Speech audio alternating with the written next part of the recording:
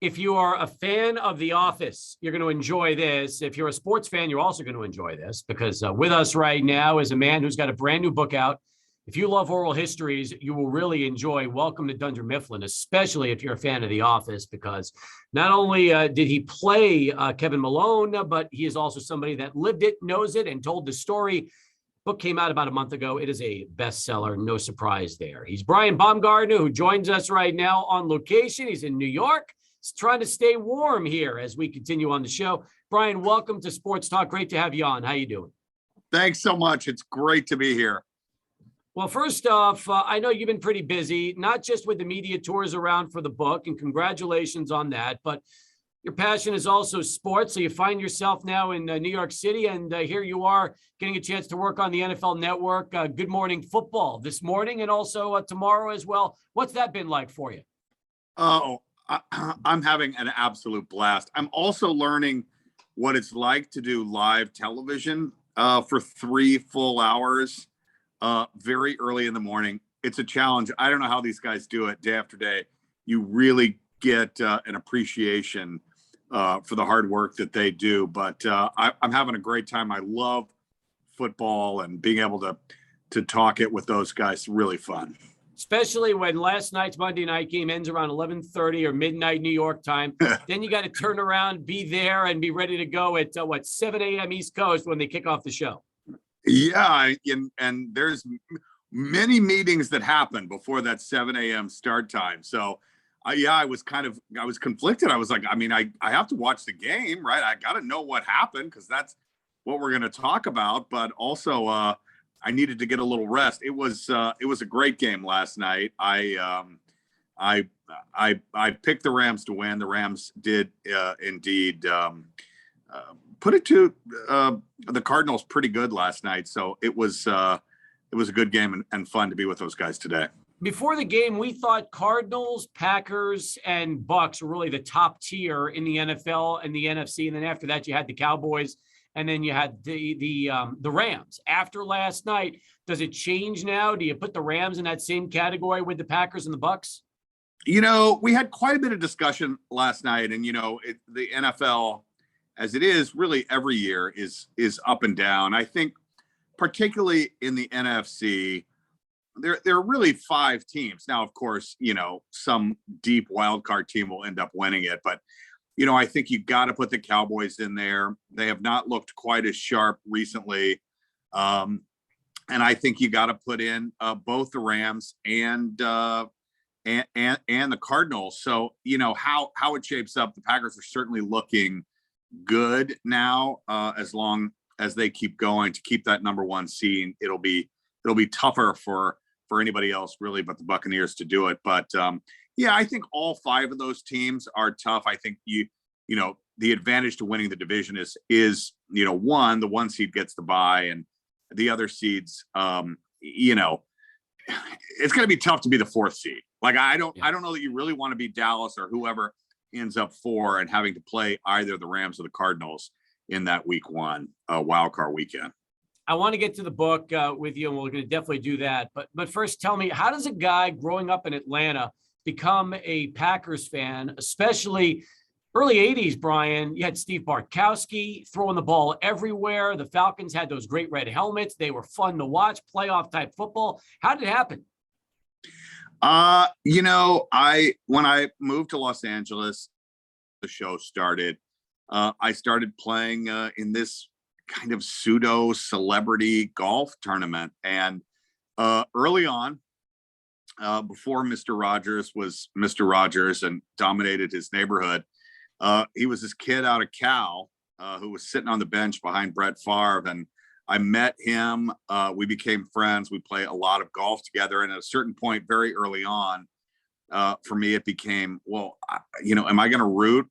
By the way, I like Matt Ryan. I respect, especially Coach Smith. I really like Coach Smith there with the Falcons. But am I going to root for my friend or this sort of hometown allegiance thing? And I very quickly decided to become a Packers fan. And if you're ambivalent at all about your hometown team, all you have to do is take a trip to Wisconsin and Lambeau Field, and you get it.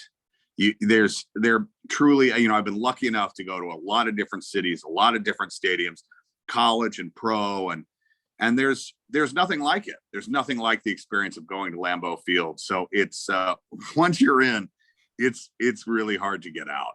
You put a great video up on your Instagram page about you working for the Packers, and that was a lot of fun to watch. For people that haven't had a chance to check it out, you can follow Brian Baumgartner on his Instagram and see that. And you're right. I think even if you're not a Packers fan, you got to say that Lambeau is probably one of those great sports bucket list trips, especially if you've never had a chance to watch a Packers game live. Yeah, it's really special. I mean, it really is the tailgating, the community. It feels community owned, and from the moment you drive up to it, you're like, what is this monstrosity in the middle of a neighborhood and playgrounds all around it? Like it's just unlike anything else. And yeah, I always enjoy going back there. I usually go back, once a year or so, and then try to make the playoffs if that's happening. Well, I'll tell you what, a lot of El Pasoans are rooting for the Packers because of number 33, Aaron Jones, who graduated from UTEP, went to high school here, and now obviously one of the foundation pieces. You could say Jones and A.J. Dillon, the best 1-2 punch at running back you're going to find anywhere in football right now. Absolutely. I think, if you talk about the game last night, Henderson obviously was on the COVID list, and Sony Michel, they're pretty impressive.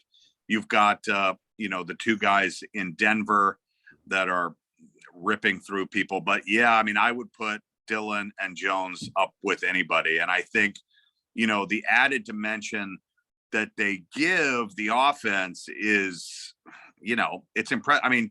Look, let's just be honest. We know Aaron can throw. We know Devontae Adams can catch. And they've got Lazard and a bunch of, MVS. They've got some other weapons as well. But having the running dimension, having to keep defenses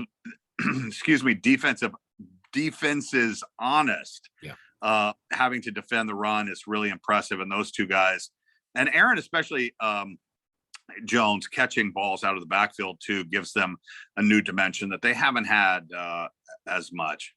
Brian Baumgartner with us right now. Again, the book is called Welcome to Dunder Mifflin. It is the ultimate oral history of The Office and is out now. It's a great gift, especially in time for the holidays. You can pick a copy up and give that as a great Christmas gift here, since we're a couple of weeks away, a week and a half away.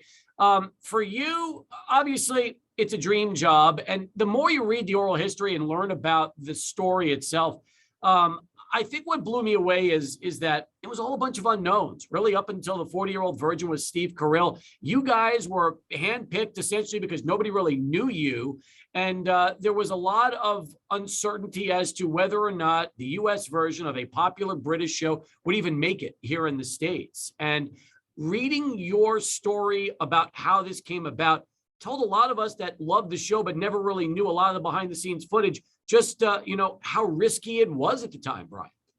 Yeah, it really was, and it's easy to forget what we were coming out of. We've got Ben Silverman, who I wrote the book with, said we were coming out of not just Friends, the Friends era, but Baywatch, which was Friends in bathing suits.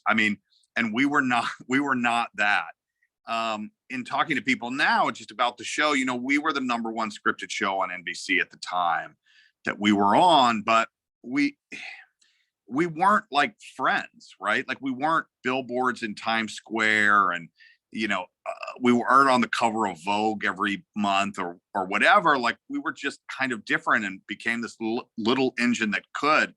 And I think that bond, us sort of all coming together and building the show together, not being known, is part of the uniqueness of the ensemble, and at least potentially why it has not just survived but thrived now so many years later. And it's amazing too, because you're right. As it got popular, I think that thanks to streaming television like we have now with Peacock and before with Netflix, it opened the doors to people that had never seen it when it was running live, but suddenly it became this larger than life figure as far as just how it's going to always be remembered. And obviously those royalty checks will keep coming in, which will make you and everybody else on the show pretty happy. Yeah, I mean, that's really why we went back and did the book. Was not just about telling cool behind the scenes stories or, explaining what happened. For me, though there are that, for me, it was really an active exploration. It was really about trying to come up with an answer, which was why is the show survived? Why are younger and younger people watching it who were not who we were making the show for? It's not who we thought we were making the show for. We thought we were making the show for people who worked in offices and could relate to the office life. But as younger people started picking it up, now it's 10, 11, 12 years old are coming up to me and talking about what fans they are. For me, going back and exploring this really was about trying to answer that question, which is why, and going back to the beginning and finding out, was it the specific cast that was put together? Was it the way the show was shot, that there was no laugh track, that the camera could kind of do anything at any time? And having a few years since we stopped filming, I think all of us and all of us sort of recognizing the newfound success that it has, it was really kind of exciting, I found, for people to go back and want to talk about it again, because it wasn't just, oh, those were the good old days. It was really about like, yeah, what happened again? Like, how did that was crazy. And really trying to discover together the answers to some of those questions. Brian, society's changed a lot over the last 5-10 years, and you've seen how things have evolved around our country. Do you think a show like this could still make it today if it was just starting now, as opposed to how it was back in 2004 or 2005? Look, I think that some of the content would be different, but, I always jokingly say there's a lot of people that are watching the show, and there are a lot of networks and corporations that have enjoyed the success of the show. So I think that the show in some form could exist again. Would it be exactly the same? I don't know. It's tough to say. If people have not had a chance to watch or listen to your podcast yet, which you've had a series of podcasts that you've hosted with a lot of the stars from the show and people that are featured in the book, would you say that the podcast is a really nice companion to the oral history once you have a chance to finish the book and just want to learn more about what went on during those years? Yeah, I think so. I mean, I think that the book is a longer, more comprehensive look. One of the things that we did was we went back to the NBC archives, and it's sort of a long story, but the NBC photographer on the show, Chris Haston. So he is a corporate guy on most shows. Well, he fell in love with and is now partners to, all these years later, Kate Flannery, who played Meredith. So he was one of us. He was like one of our families, like a spouse to everybody. And so I think we took a lot of pictures. A lot of pictures were taken by him that you wouldn't normally get on a show. And so we went through the NBC archives and combed through, and there are so many pictures that have never been released before that were taken behind the scenes. So I think that, in terms of the book, is fun. In terms of the podcast, one of my goals as well was to tell the story, but also really to get to know the people. And I think that what people have seemed to respond to, which I'm very happy about, is the interactions between me and them as we tell the stories. That's a big part of the fun of that, I think. Brian Baumgartner with us here on Sports Talk as we continue. Welcome to Dunder Mifflin. The Ultimate Oral History of The Office is out and available now. I did not realize, number one, a who's who of really people that directed all these different episodes and all the different writers. I mean, there are some of the biggest names in Hollywood that were a part of this show that you would never normally expect. That was something I learned when I was reading the book. And then I also had no idea just how involved Toby Flanderson was behind the scenes. When you start to look really at Paul's value to the show and what he meant, it blew me away, because I just looked at him as a bit character, not somebody that was such a lifeblood of the show all those years. Yeah, Greg Daniels, our creator, came from SNL, and he really wanted to create an ensemble in every way. It's very, very rare. We had not just the sets and the actors and the crew on one little lot with nobody else. We had the editors there and the writers and the director, obviously, for that week, but also the following weeks, and even post-production. I mean, everybody was really there at that Chandler Valley Studios in Panorama City. We were out there far, but we were all together, and I think that changed. And so, yeah, I mean, you had J.J. Abrams and Harold Ramis, and to mention just a couple, me, direct episodes, but also, the writers really, one, they became like all-stars, superstars in comedy, television, and movies now. But, he wanted the writers to be actors and to be directors, and sort of everybody play different roles. And so the thing I tell people, which is basically true, is that, the way the show was shot, all the actors were there all the time. I mean, that was, difficult. We were there because the camera could move around in that sort of main bullpen area with Dwight and Jim's desk and reception and Michael and all that stuff. So the annex, we called it, back in the back with HR and Kelly and Toby and Ryan. So basically, if you were back there, if you were an actor or a character whose desks were back there, you were also writers. So, and Greg did that so that there could be bulks of episodes where they would be back there and not be on camera, so he could actually get some writing work done out of them. Now, I heard on Good Morning Football, your personal favorite episode is Stress Relief, which is truly one of the classics of all time. I know in the book you talk about how your chili scene, which made you famous, was a one-take shot, which is impressive in itself.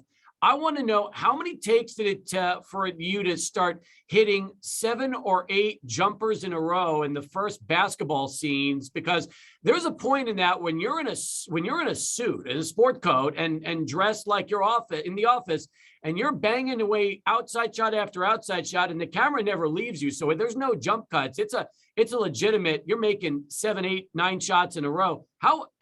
Is that your game? Are you just a perimeter deadly shooter, or did that take a little while? So let me just say this, and this is an awkward question for me to answer.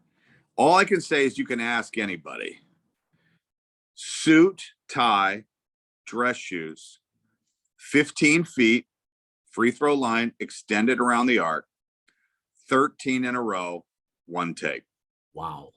That's unbelievable. And in fact, Greg, who wrote the episode, called me before airing and apologized to me that they couldn't keep all of the baskets. He's like, Brian, on NBC, the entire episode is 22 minutes. Like, we couldn't go to 4 minutes of you just making it. But I think on the DVD or some extras, they released them all. But that was, that was a pretty special performance. Steph done that? I don't know. Steph Curry? I don't know. It hasn't been done very often. Well, first off, most of those shots were nothing but net. It wasn't even like you were hitting rim or getting rolls. They were pure shots. And I was watching this going, man, that is impressive, because I don't know how many times you've been asked about it, but again, you're right. Suit, tie, shoes, the whole bit. And you're just drilling shot after shot. So that was the first thing when I said, man, Brian Baumgartner could play a little ball. Yeah, again, it's awkward. It's better as a professional athlete. You should know that I shouldn't have to talk my own game up, but no one else is here. So then I guess I have to.